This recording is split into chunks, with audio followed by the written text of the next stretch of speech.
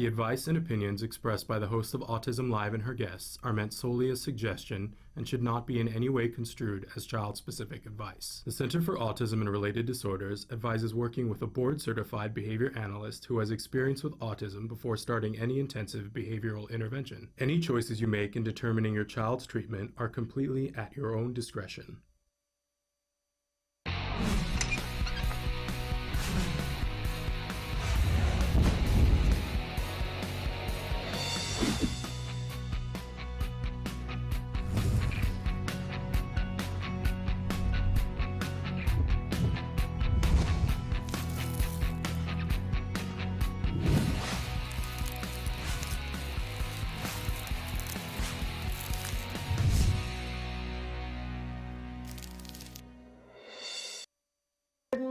And welcome to Autism Live. I'm Shannon Penrod, and we're coming to you from the Warner Center in Woodland Hills, California. This is the home for Autism Live. It is also the home for the Center for Autism and Related Disorders. We're so thrilled and excited to be with you today. We got a big show for you. In fact, it's so big that I know normally on Monday we do jargon of the day and we do the question of the day and the topic of the day, and we don't even have time today because we've got so much going on for you. So Traven's showing you some of the different ways that you can connect and some of the different ways that you can watch the show and some of the different ways that you can write in with your questions, comments, concerns, right? I want to remind you while he's doing that our homepage is autism-live.com. When you go there, so many things to do. You can go through our whole library of videos. You can search topics, find what you want, what makes you happy. You know, we're all about information and inspiration, and I've got those for you here today because we're going to start out the show today with Bonnie Yates, special education attorney Bonnie Yates. She's going to give you some information, right? And then we're going to switch gears in the second half of the show. We've got a wonderful guest. Erica Milsom from Pixar is going to be with us, and she's going to provide the inspiration, y'all, because she is the director of a new film that is out on Disney Plus. It's called Loop. It is a short. And we believe, we're reporting here because we can't find anything else, where a lead character, even in a short film, never before has it been done, but in her film, Loop, one of the lead characters is we're saying nonverbal, nonvocal. I know a lot of people say nonverbal. In this case, I'm not sure. Nonverbal, nonvocal, but she is. And it's a woman, a young woman, but I know so many of you have been asking for that. Well, it's here. It is here. Erica is the director of this really lovely film that I had an opportunity to see with an audience. Very moving. The film alone is moving, but to see it with an audience of individuals who are either on the spectrum or the people who love them, man, it was moving. So we're so excited that we have the opportunity to have her with us to be talking about that really wonderful film that you can be watching on Disney Plus now. So I hope you'll take the opportunity to do that and stick around for that interview with her because she's amazing. I saw her film and then she stayed for a talk back and answered questions, which was really wonderful. And then afterwards, we'll talk about it later, but she was brilliant. She was brilliant, and you know how people, they come, they do things, but then to watch them interact, and sometimes they just don't have the time, they don't have the patience, whatever. No, this woman, real deal. Real deal. She was so amazing with all of our young people, young adults, and kiddos on the spectrum. She was super awesome. I was impressed, let us say that. So that will be the second half hour. So we're going to take a short break, and then we're going to be back first with Bonnie Yates, and then stick around because Pixar, you guys, doesn't get better than that. Erica Milsom, director of the film Loop. Don't go away. We'll be right back.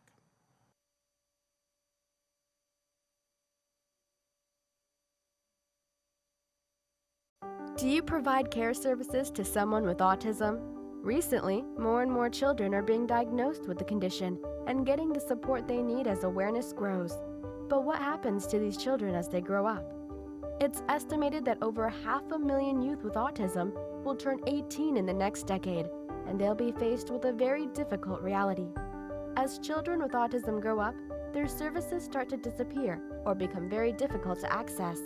Things like medical care, mental health counseling, vocational training, and more. All services that are still desperately needed. The loss of support that youth with autism face as they grow up is so severe that it's referred to in the autism community as falling off a cliff. Adults with autism need the same level of support they had as children to avoid falling off the services cliff. Introducing Skills Living, the web-based software designed specifically to help transitioning youth and adults with autism so they can avoid the cliff and instead fly to success. With Skills Living, help your learner with autism develop the skills they need in all the critical areas of adult life, including self-control, planning, and problem-solving, effective communication, performing life skill tasks for independent living, acquiring and maintaining employment or other meaningful activities, developing and maintaining social skills and relationships, accessing transportation and public services, and being safe. Skills Living includes a comprehensive assessment, a data collection mobile app, behavior intervention plan builder, and automatic progress reporting. It also provides a complete curriculum addressing 16 key areas spanning the entire range of functioning adulthood. Skills Living is easy to use and can be implemented by schools, parents, and autism service providers. Call or click today for your free demo and see how Skills Living can help your learner with autism avoid the cliff and instead reach their fullest potential. Skills Living. Wish, learn, become. Hi, Lisa Ackerman back with Talk of Facts. Questions, real life questions and answers for the autism journey. Oh, are you ready for this one? Talk to me about puberty. So what I would recommend is first and foremost is the kids that have done the therapeutics, the medical, and the dietary allergen removal interventions tend to have an easier time at puberty. Seizures are really common for children on the spectrum, more than neurotypical populations, and they're especially most common right at or about puberty time. So it's extremely important, even if you have a 10-year-old, that you've already done an EEG, that you consider before they go through puberty to get a second EEG done. Just because you have one clean EEG with no abnormal brain activity or seizure activity, you need to do another one prior to puberty.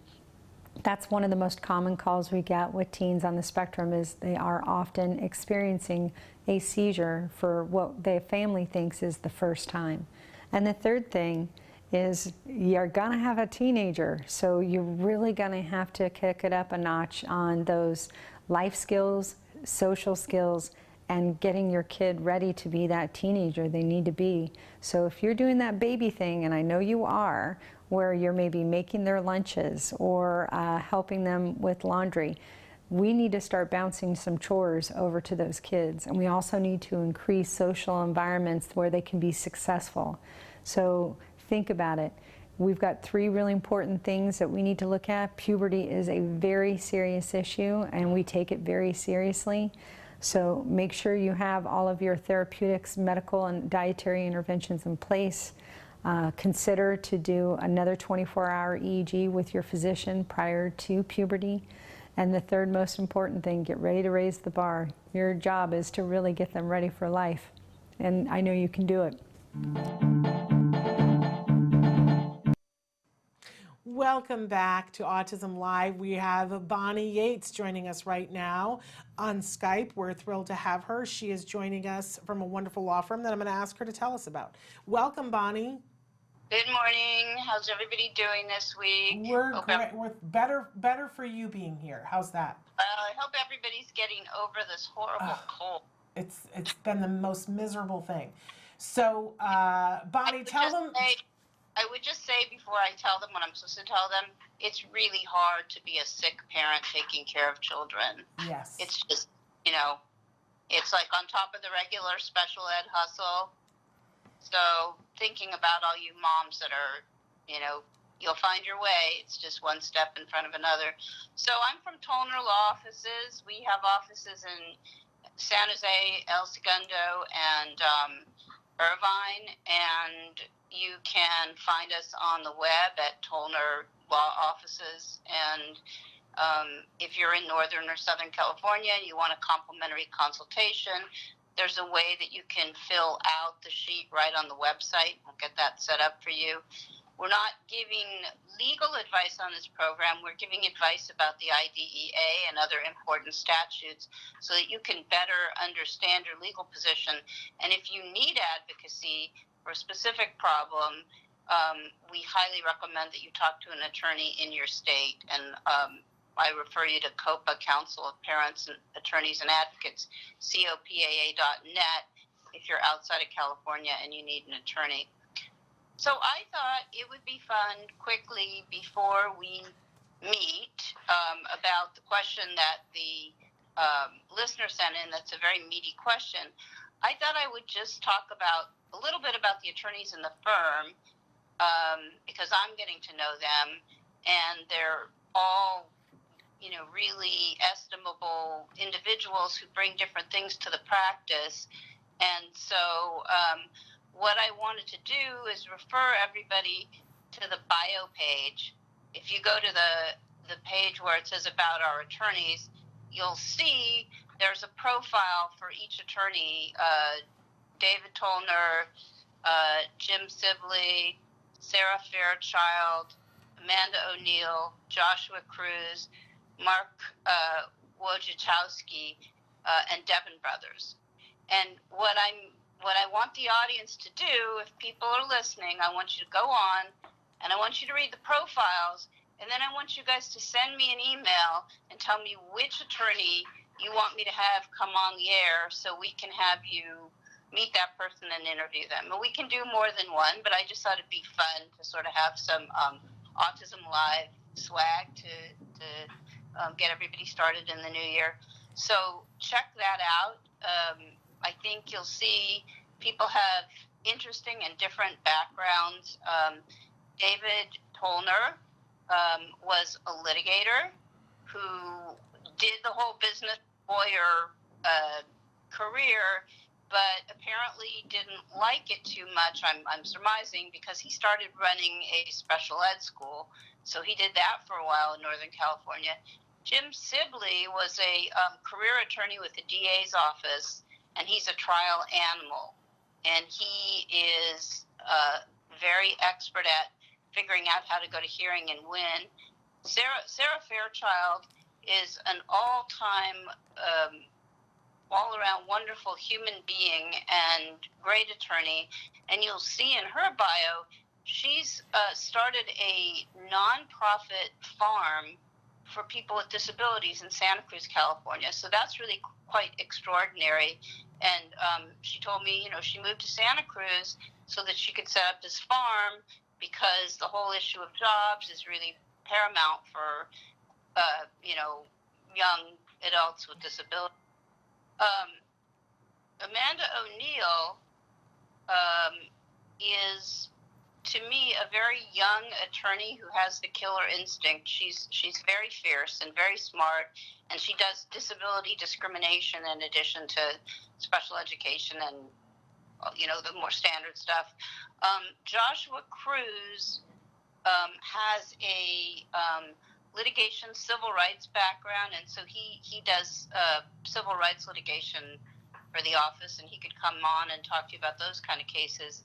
And then Mark Wojciechowski is also somebody who came from a more traditional background. I mean, a lot of us in special ed did not, you know, come out of corporate America, but some of us did. And, you know, I think it's really useful to have had those kinds of experiences. I think they, you know, toughen people up as lawyers. So he's a litigator. He's been a litigator for almost 30 years. He's had lots and lots and lots of jury experience. And so he's also, in addition to the IDEA, he's very familiar with doing special education, disability discrimination, and ADA claims in civil courts. So you'll also see that in some instances, people have talked about their more personal experience with their children in their bios, and it won't surprise you that nearly everyone in this office of 8 attorneys has a disability background by virtue of having somebody close to them have a disability. So I'm not going to talk about people's personal experiences, but you can read it on their bio. Devin Brothers is a quite extraordinary person. She started out working at Harbor Regional Center as a service coordinator, and she worked there for 6 years. And essentially the people at Regional Center and at DDS said to her, "You're so good at this, you need to go to law school." So Devin brings a very kind of meticulous focus to the work, and she just knows a tremendous amount about how the regional center system works and how people in these institutions think.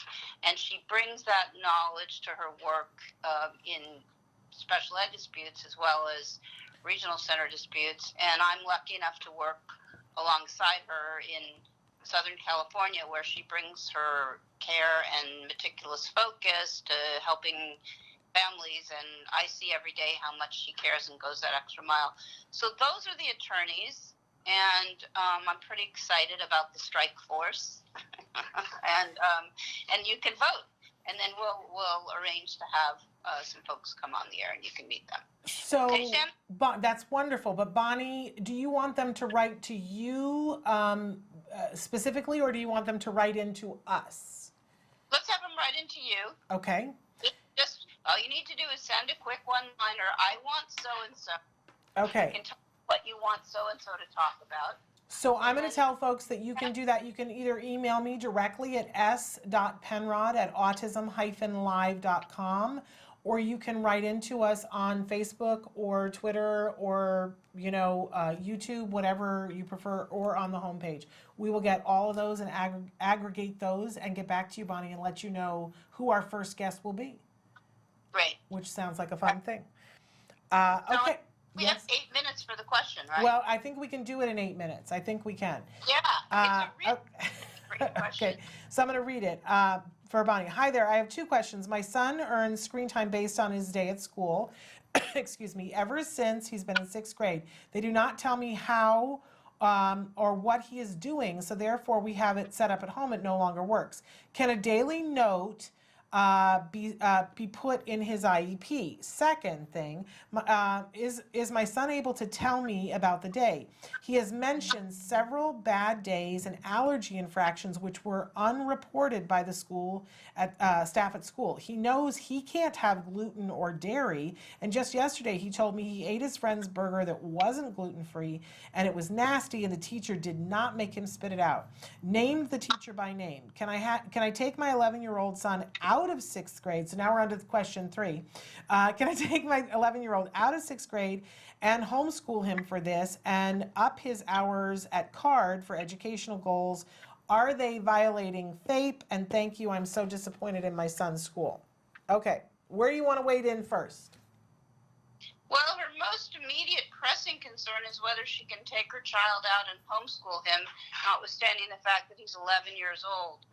Does she tell us whether she's in California or not? She does not tell us whether she's in California, but she does say that she's a CARD client. Well, I mean, that could mean she's a client, I know. Zimbabwe or something. That's true. So I'm going to answer this according to California law, and just know that the right to homeschool your children is a state-by-state thing, and different states have different rules. I don't know the other states' rules. In California, there's a very, very liberal definition of what constitutes a private school. And so in California, if you want to homeschool your child, there's no requirement that you be able to demonstrate to the state that you're using a particular curriculum or any type of curriculum at all. You can make your own curriculum. And so there's really no oversight. There's a very small administrative requirement that in October of any given year, you go into the California Department of Education website and you file a private school affidavit, which is a 2-page form, and it basically just says name, address, name of child, and so on. And then you're good to go. And you're pretty much on your own at that point. You're no longer accountable to any attendance boards or anything like that. You just have to file that application. So the way that it works is once you file the private school affidavit, your home becomes a private school. And if you want to, you could even name it like Bonnie's Happy, Cake Mix Baking School, Homeschool or something, I don't know. But there's really no requirements on you. You can do it however you want. And if you were to get a letter from the SAR board, you would just show them your homeschool affidavit, and that would be the end of it. The thing I sense, though, is this mom doesn't ultimately want to have to be in the position that her best option is to homeschool her son. She really wants to be able to be in a partnership with a school where there's integrity and there's accountability. So her first question was, can the IEP team be required to send home a daily communication log and tell me what's going on with my son's day? And can the IEP team be required to be honest with me and tell me about things that if they were a parent, they would want to know about their kid's day, right? That's my feel of where she's starting now. And she wants to know if she can homeschool in the event that she can't get this sorted out. So she should write them a letter. She should explain why she thinks that these things are a denial of her right to meaningfully participate in the IEP team, because she can't really know what's going on at school, so she can't really contribute to the IEP team when there's a discussion about what his unique needs are. There's no law that says they have to send home a daily communication book, or that the book that they send has to be adequately explanatory about what's going on that day. And we see some people have a weekly, some people have it daily. A lot of them are just kind of going through the motions because they don't want to do it. So they'll put on like some sort of little sticker on the page and say, he had a great day, happy face. And, you kind of want to go and like write, on your own face, a happy face, and go, well, that was helpful. That's the hard part. My observation, and only mine, is that districts have a policy of trying to make as little work for themselves as possible, and part of that seems to devolve into not filling in parents on what goes on at school because it's extra work for them. And that's a bad attitude, and it's got to stop. And I'm tired of seeing attention being paid when kids are hurting other kids or hurting themselves, but for the good kids who need some extra support too, this kind of communication is very necessary. What's unusual in this situation is her son is actually reporting on what is going on in the classroom, and it seems accurate to me. So I'd give it a try. I'd have an IEP team meeting. I'd let them know that my son is reporting these things to me, and I would not take, well, he's making that up as an answer. I'd be very polite with them. I'd tell them you want to collaborate with them, but you're very concerned about the lack of information, and we need to resolve this now because you don't want to be in a dispute with them. Don't tell them you're going to homeschool. Let them think whatever they think. Maybe they think you're going to file for due process. Make it so that they have a way to back out gracefully for now and see what happens and keep documenting it. And yes, this lack of communication could rise to the level of a denial of faith. You'd have to have a lot of incidents, and you'd have to have a lot of serious incidents. But it's got to get addressed. Yeah. Let me give, since I have 1 minute, according to my clock, we have a child that had a school observation plan for the day. Our psychologist went out there. The student's regular aide, I guess, I'm trying to remember how the facts go. The school district had set up the observation to avoid having the observer see anything, which is sometimes what they do. And later, she found out, the evaluator, from the student's aide, who was really quite supportive of the family, that this was not an ordinary day at all, and that they had, really changed his schedule to put him in a better light. And also that before the observer got there, he'd had a huge meltdown with a 30-minute full-on tantrum. And so this was another way in which the observer was not seeing a normal day. So, I mean, I'm very cynical in my old age, and I just call them like I see them. They chose to hide this, and they do choose to hide things. And on the other hand, we do these classroom observations where we're like, God, I can't believe they let that happen with us there. So it's all over the map, but my words are integrity and accountability. And I don't think you've got integrity in your situation, and I don't think you've got accountability in your situation, and that's not fair to your child. Great advice. Absolutely love it. And unfortunately, we're out of time.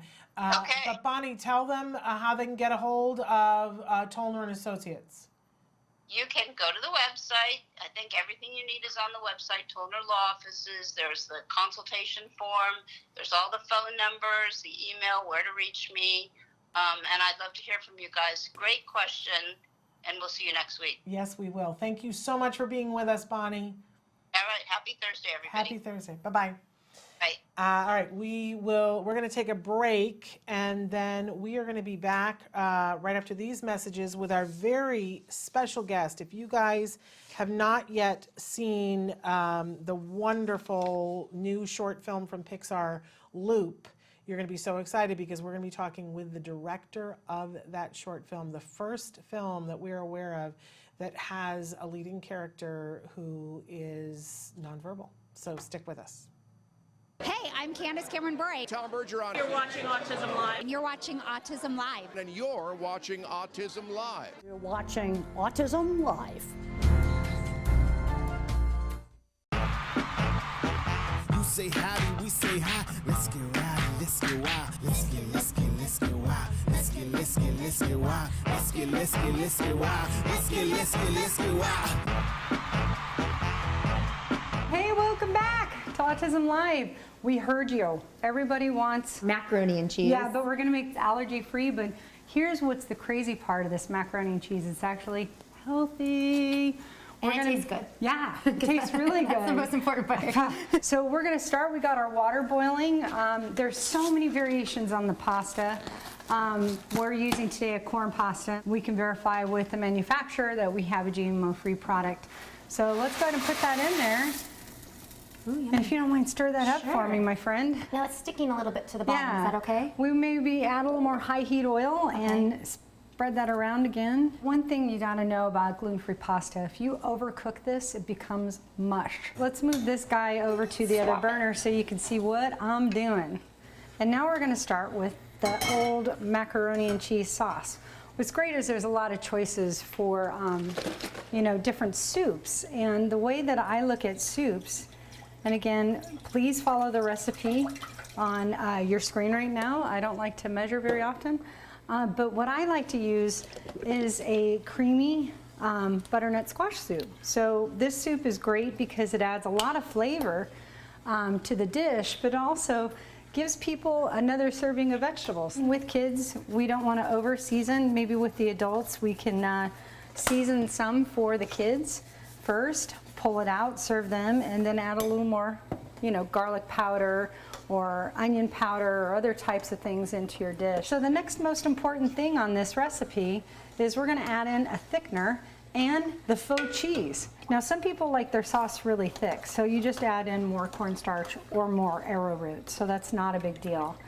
How's that doing? You think it's ready? I think it's done. Okay, so why don't we switch? I'll take that, you do that. Okay. And I'm going to strain this bad boy here.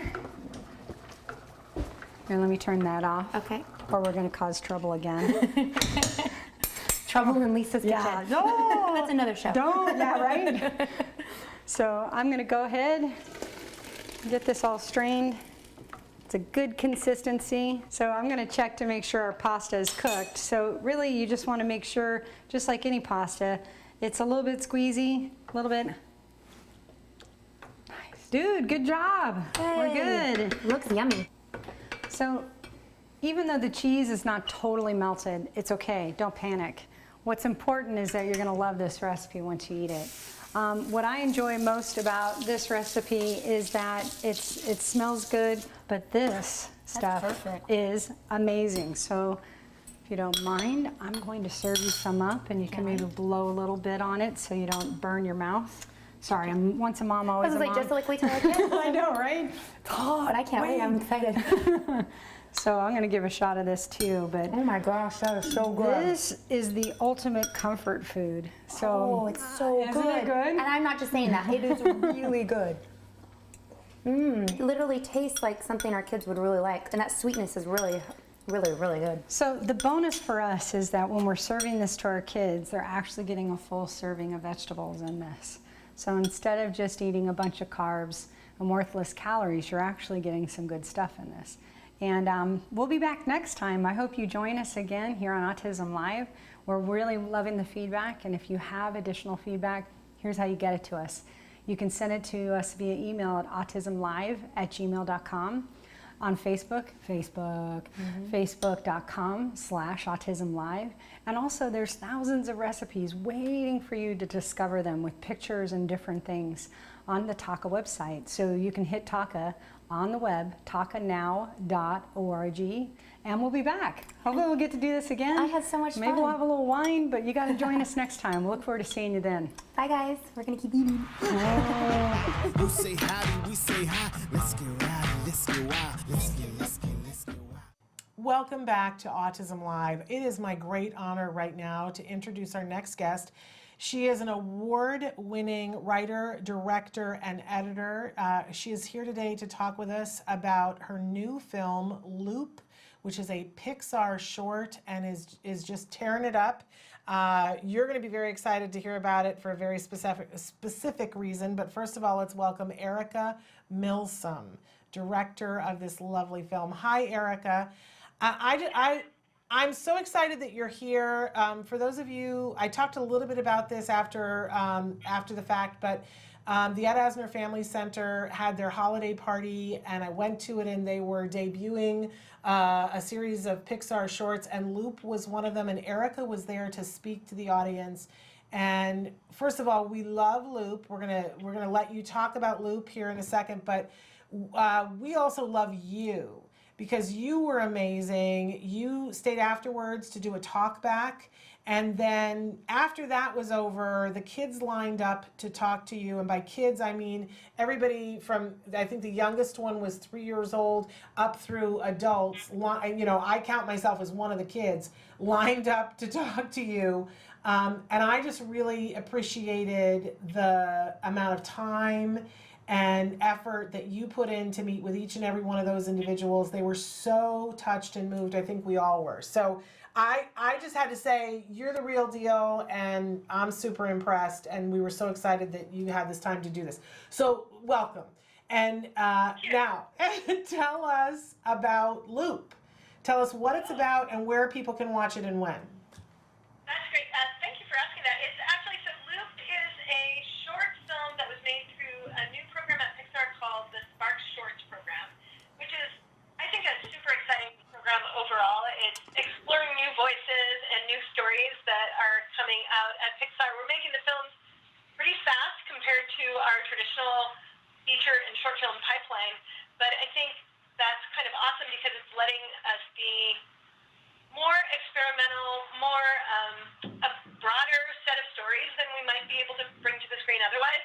So we made it, before we had a place to put it, we were making these short films, and then Disney Plus came to be, and it's just like this amazing space where we can now place these new short films in collections and let people watch them. So Loop premiered last Friday on Disney Plus, and you can find it by going to Disney Plus, and then if you do the Spark Shorts series there's just so many good short films in that series. So did that answer your question? Yes, so we can watch it now on Disney Plus. I have to ask this question because the fact that it just debuted, does that make you eligible for next year's Oscars?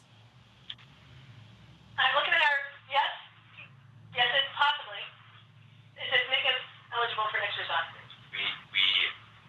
It will be. It will be, yeah. So we did qualify the shorts. Float, Wind, and Loop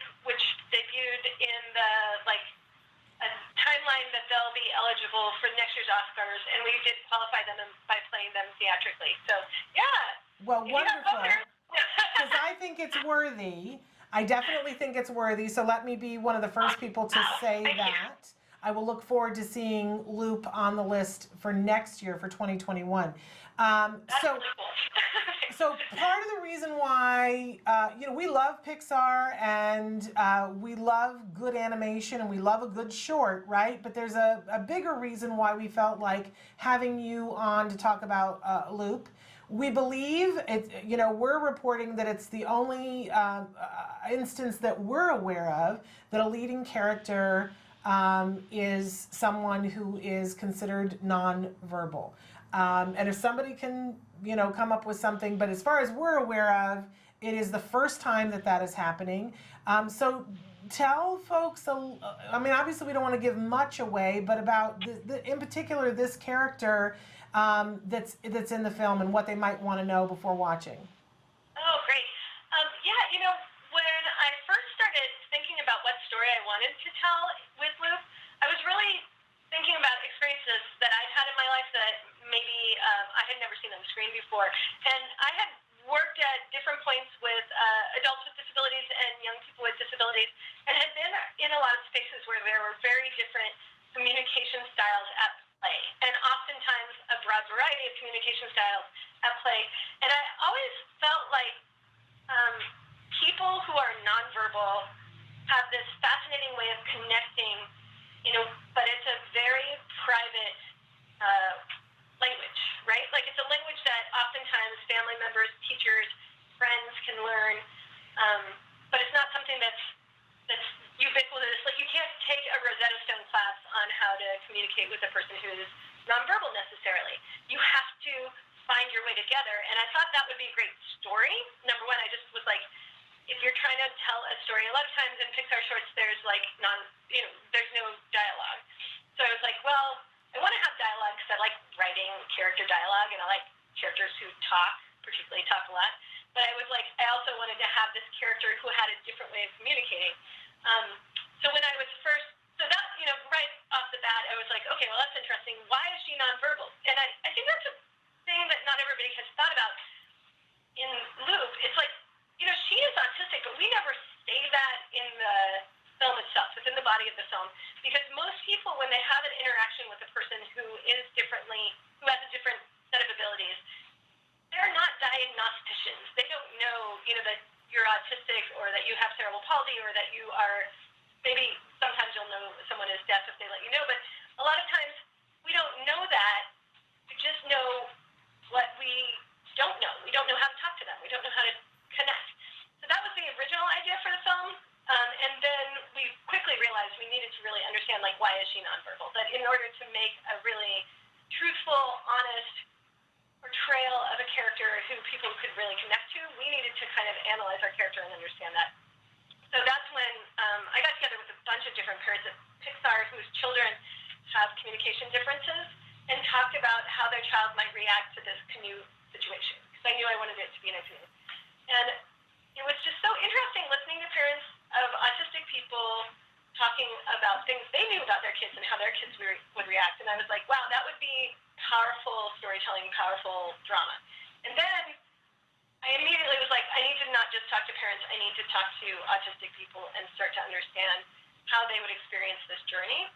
So that was how I found the idea for the character in Luke, who is a non-speaking autistic girl. It was kind of a circuitous journey to that, but I'm so grateful that we did choose autism as the reason that she doesn't speak, because it kind of opened up this beautiful, this I don't want to say Pandora's box, I want to say it opened up a lot of learning for everyone who was on Loop, where we got to speak with autistic people, to study different, all these wonderful people who are talking about their experience on the internet, and sort of start to understand like the different styles of communication, some of the different mannerisms, the different perceptive input, the way that they're receiving sensory experience and how that can change your story.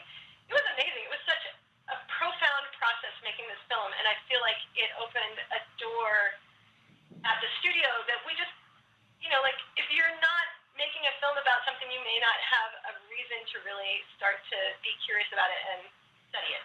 And then by study, I mean explore and consider. And I think that being creators, the wonderful creators at Pixar, like everyone is so excited about learning and then portraying that, like finding a way to both caricature and animation, but also like visualize and filmically create a story with the new information that we learn from the process of making the film. That's a great answer, and Okay, sorry. that's great. When you were there the night of the Ed Asner Center, you had the opportunity to watch a room full of people who are somewhere in the autism community. There were parents, there were people on the spectrum of all ages, in both categories, and you got to watch a room full of people watch this film. I'm curious, were you able to notice what was happening among the audience? Because I felt it, but I'm just curious, were you too busy watching other things to notice what happened in the audience? It's a loaded question. Yeah, it's an interesting question. I feel like I loved watching that film with that audience, and on some level, it felt, I've made a couple of other films before, and so the first viewing with an audience that aren't your friends or your colleagues is always like super nerve-wracking. You're like, are they gonna like it? And that audience, I felt like it was so great watching it with them, because I did definitely feel a sense of familiarity and a sense of affection for the character, and that it just like it calms your nerves as a filmmaker. Like, oh, okay, I didn't do something that everyone feels like, what did they say about my experience? I didn't feel like that. I felt like a connection. But I'm curious about you, because like that just for me, I was so nervous that by the time we actually finished, I was like, oh, good, the Sally Field, like, they liked it. Well, I think they... That's about what I felt.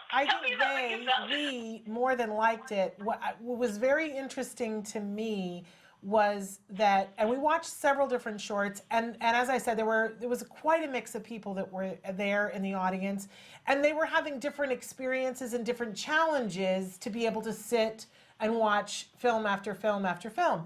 And there was one person that I was seated very close to who was having a vocalization that they were vocalizing throughout the films.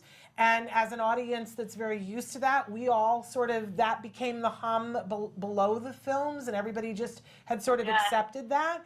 But it was very interesting that Loop started, and we got about, a minute in, and everybody realized what was happening, even though some of us already knew. And it was very interesting because everything got quiet, including the individual who had kept the hum going. And I watched that individual lean closer. Oh, that's so cool. Isn't that's it? So cool to know. Wow. And I feel like we all leaned closer. It was like something magical is happening here that's bigger than all of us. And it was so, I don't know the right word. Cathartic doesn't cover it. It was being accepted.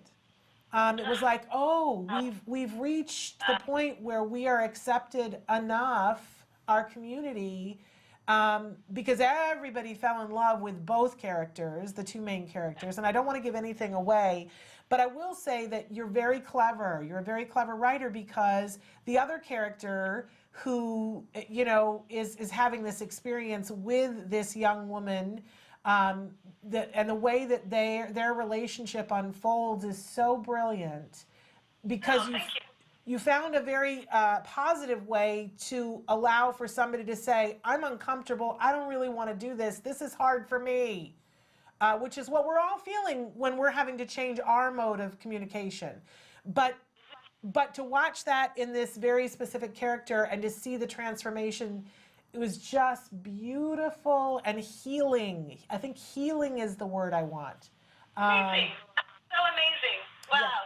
Well, so much. No, I was so moved. My husband and I were having a mop down, And I think that was the response among all the parents, that we were like, oh, you know.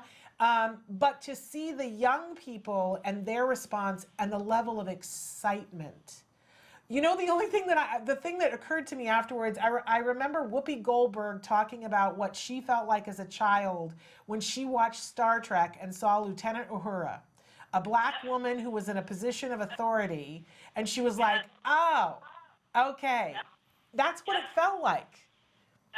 You know, it's interesting because Chrissy Kababa, our producer, she always talks about that moment. She's a woman of color, and she's like, it's so profound when you haven't seen yourself on the screen very much in life, to when you finally do, that experience of being seen is so profound. Yeah. And, you know, and it's funny because, like, I guess that I am so grateful that that happened, and I'm so excited every time someone tells me that they felt like seen and that we got something that's true about their experience. It makes me super duper happy.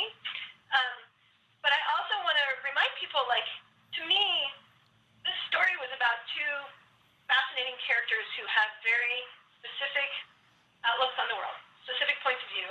They have specific challenges with each other that provide for good friction and good, you know, heartfelt storytelling. And that I don't really understand why more characters with disabilities or with differences haven't been explored in this way on the screen, because they are really interesting. Most of us who are storytellers are looking for a space where there's someone who has something strong to give you as an audience, right? Who can really transform your experience of what you believe about the human experience, or who can transform the idea of who you can connect to. I feel like that's a very wonderful and common part of being a filmmaker or a storyteller.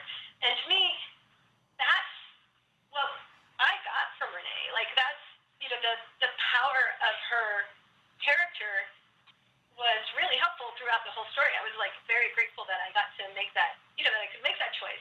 But, and I'm grateful that it transformed what people felt about representation on the screen, right? Like, that they are not ignored, and, like, it's amazing to do it through Pixar because we do have such a grand footprint in terms of storytelling.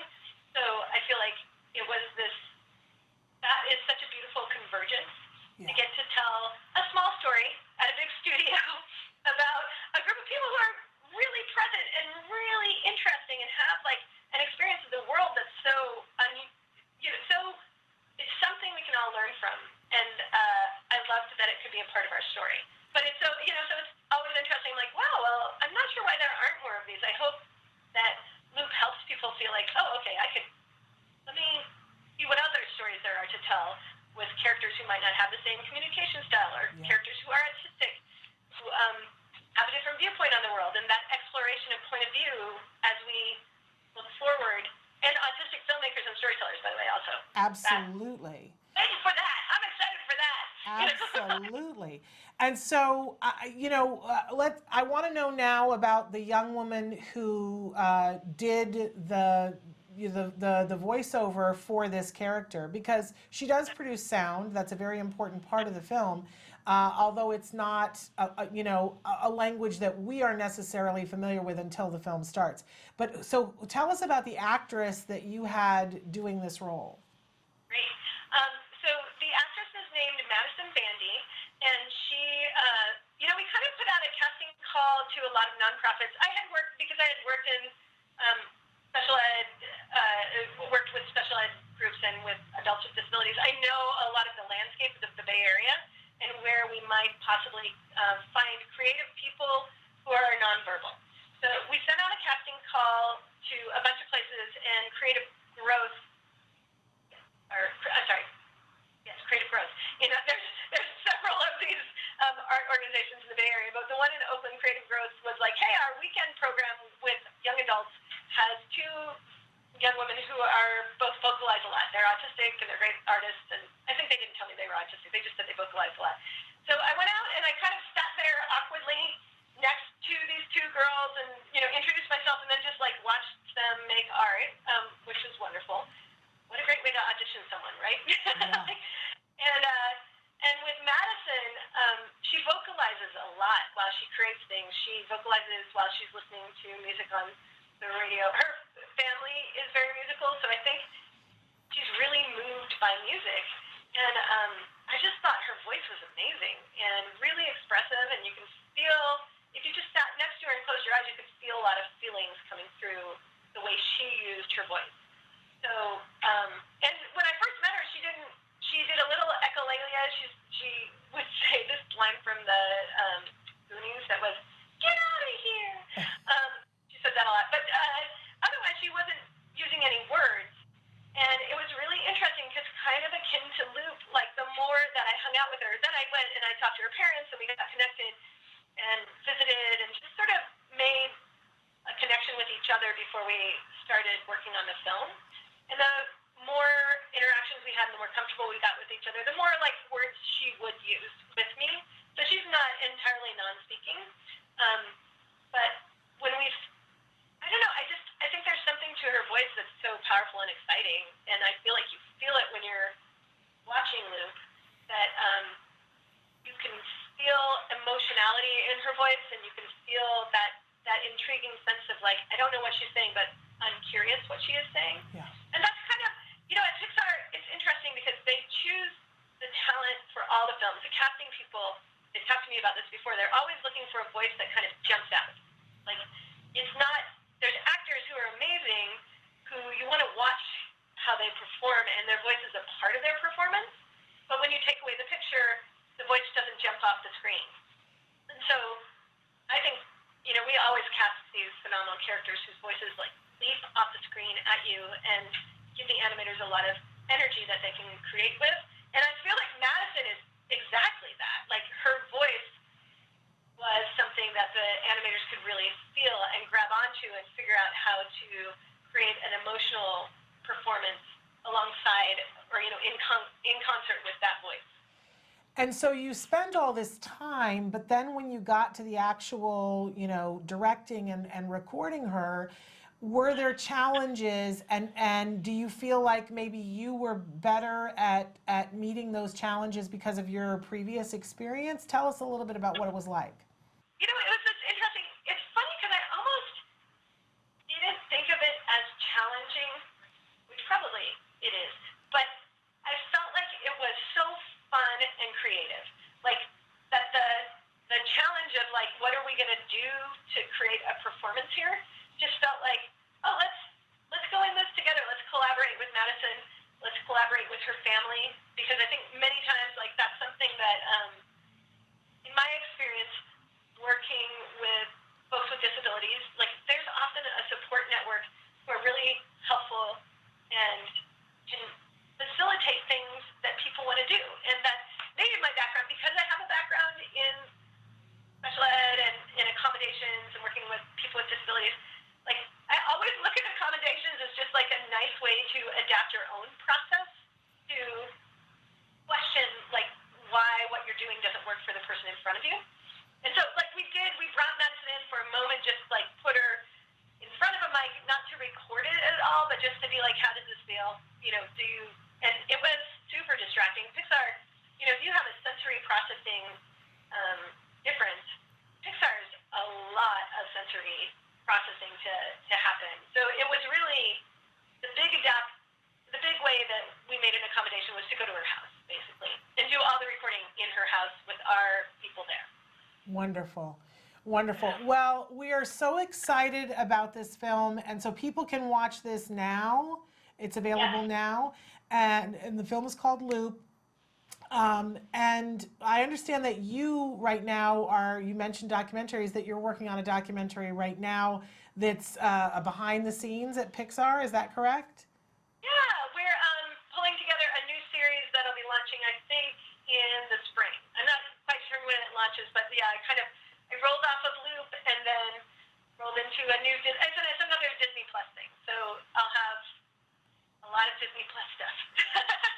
Yeah, but that won't be out for a while.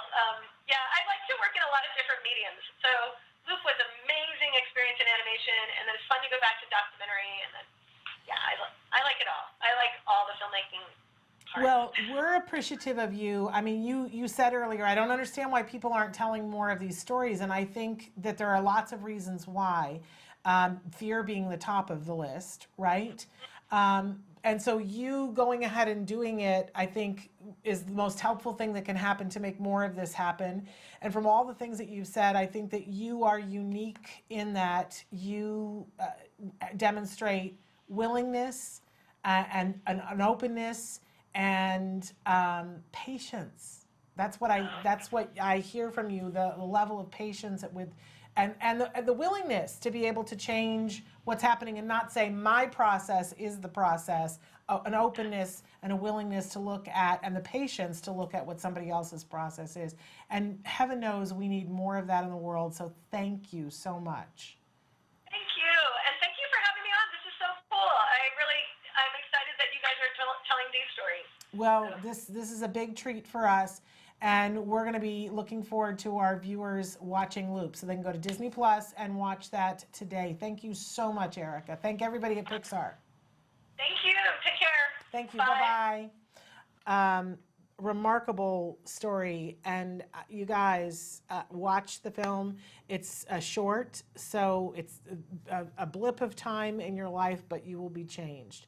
We are going to take a short break, and then we're going to come back to close out the show. So stick with us. What is autism? What is autism? What is autism? What is autism? What is autism? What is autism? I've been asking myself that for a very, very long time.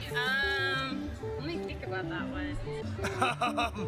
Trying to, Jeez. Let me think. Oh man, that's a rough one. Yes. Autism is a neurological disorder that affects many of our kids in different ways. It's a learning disability that affects the cognitive functions of the brain. A lot of people have the misconception that it's a disability, and it's really not. I look at it as like a special gift. When one person thinks differently from another. It's an opportunity for everyone to learn to understand someone that's a little different than them. Autism is the ability to educate. They're given so much talent in different areas. To me, autism means a chance to be with and be around people you really care about. Autism is beautiful. It's a way of seeing the world differently. It's always unique, totally intelligent, and sometimes mysterious. Happiness that comes out of my son's hard work. It's a movement. Unpredictable. Abstract. Awesome. Love. The field I want to work in. Laughter, fun, joy. Autism is beautiful to me. I want you to remember these three words. There is hope.